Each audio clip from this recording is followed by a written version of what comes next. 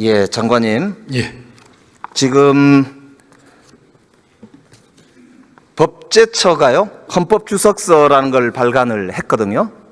거기에 보면 대통령 직무대행의 범위는 현상 유지 위주로 해야 된다, 새로운 걸 하면 안 된다, 이렇게 되어 있고요. 서울대 총장이자 한국법학교수회 회장인 성낙인 교수 헌법학 책에도 권한대행의 범위 밖에 있는 게 헌법재판소장, 헌법재판관, 대법원장, 대법관 등의 임명이라고 명시되어 있습니다. 이 견해에 대해서 어떻게 생각하십니까? 우리 헌법에는 대통령 권한대행의 권한 범위에 대해서 특별한 규정이 없고 학계나 실무에서는 다양한 견해가 있는 것으로 알고 있습니다. 장관님 견해는 어떠십니까? 저는 여러 견해 중에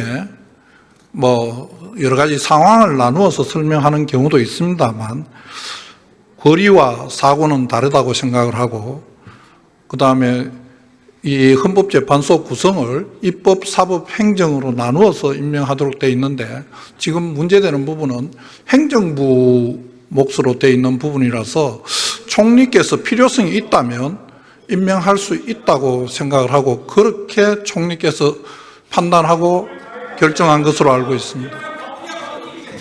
자, 한덕수 대행이 12월 26일인가요? 담화문 발표한 내용 아시죠? 거기 보면 헌법기관 임명을 포함한 대통령의 중대한 고유권한 행사는 자제하라는 것이 우리 헌법과 법률에 담긴 일관된 정신입니다 라고 한덕수 대행이 본인 입으로 직접 발표한 발표문이에요.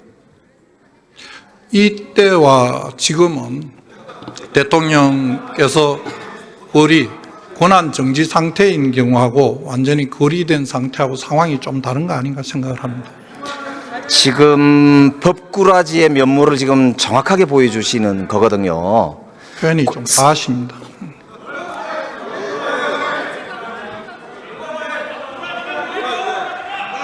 지금 헌법기관의 임명과 하면은 헌법기관들이 하게 되어 있는 거고요.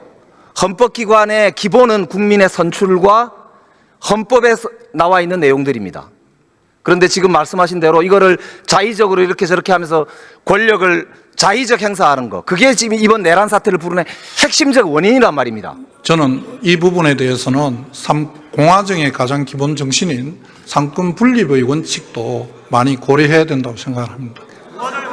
삼권 분립의 정신이기 때문에 권한 대행은 선출된 자가 아니기 때문에 이 권한 행사를 하면 안 되는 거예요. 헌법기관의 구성의 원리는 국민으로부터 주권을 위임받은 대통령과 국회 같은 선출된 권력이 하는 거란 말입니다. 어떻게 권한 대행이 그 선출된 권력의 권한을 행사한다 이 말입니까? 그거야말로 제2의 내란이다 이거죠. 명백히 위헌적 지금 행위를 하고 있는 겁니다. 법무부 장관이 이거는 지명을 철회하라고 보고를 하셔야 된다고 봐요. 그게 법무부 장관의 직무적 책임이란 말입니다. 그래서 지금 묻고 있는 거예요. 총리께서 여러 가지 다 고려를 하셨을 것이라고 생각하고 제가 말씀드린 바와 같은 그런 이유로 임명을 하신 게 아닌가 생각을 합니다. 이완규 처장하고 비상계엄 난 다음 날 안가회동 하셨죠? 만났습니다. 예. 거기서 무슨 말씀 하셨었어요? 여러 번 국정조사 과정과 저희들 상임위원회에서 이미 많은 말씀을 드렸습니다. 그건 무슨 말씀 하셨어요?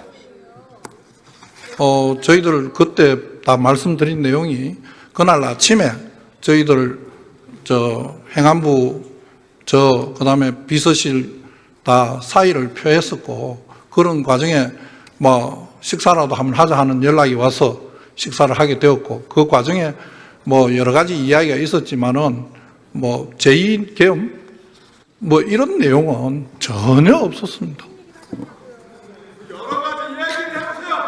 지금 장관께서 내란 공범 아니냐 이런 비판을 많이 받으시죠?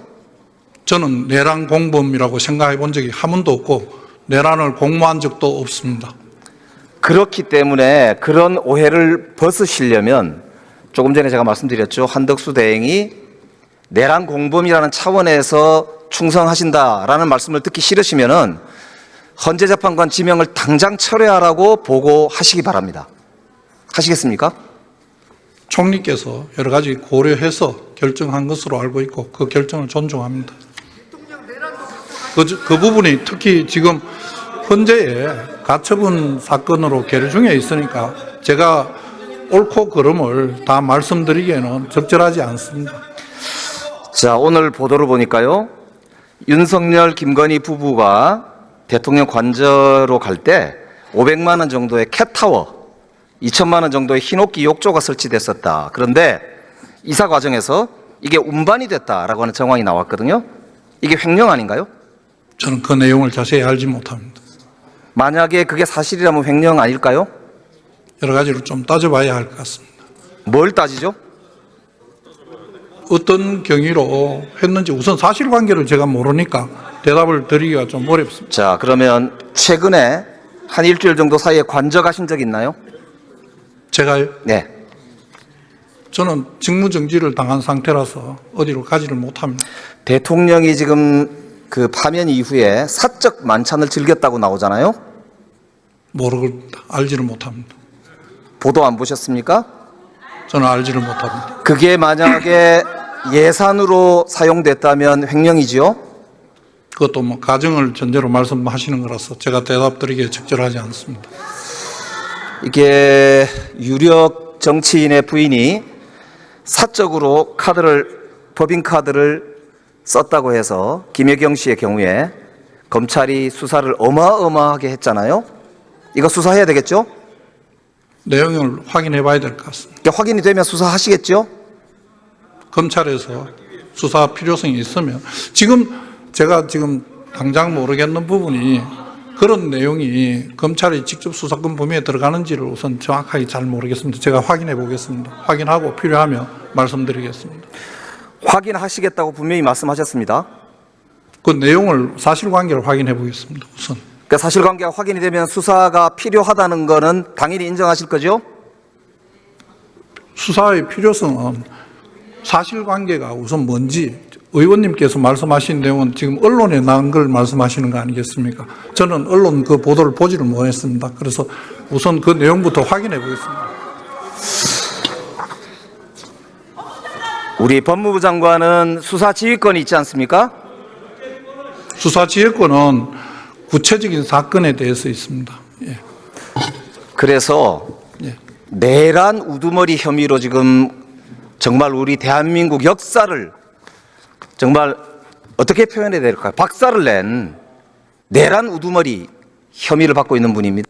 이런 분이 이런 횡령을 하는데 법무부 장관이 그렇게 소극적으로 답변하셔야 되겠습니까? 사실 확인해 보겠습니다. 이런 사실 확인되면 바로 수사하시기 바랍니다. 확인하겠습니다.